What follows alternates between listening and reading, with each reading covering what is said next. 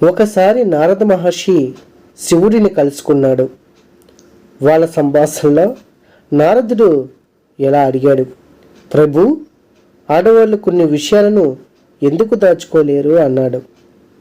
శివుడు సంతోషంగా నవ్వి ఎలా అన్నాడు, ఈ ప్రశ్నకు సమాధానం నేను చెప్పకుండా నీకు ఉదాహరణ ద్వారా చూపిస్తాను.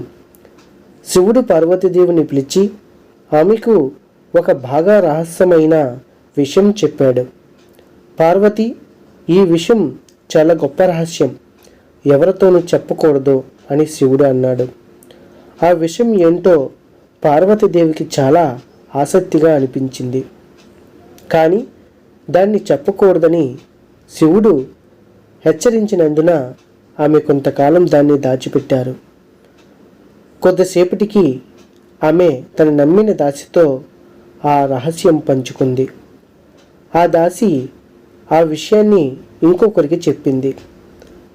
అలా ఆ రహస్యం కొద్దిసేపటికే అందరికీ తెలిసిపోయింది.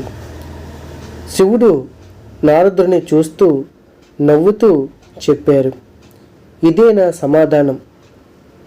ఆడవాళ్ళు మనసులో ఉన్న ఆలోచనలను, ముఖ్యంగా ఆసక్తికరమైన విషయాలను చాలా కాలం దాచుకోలేరు.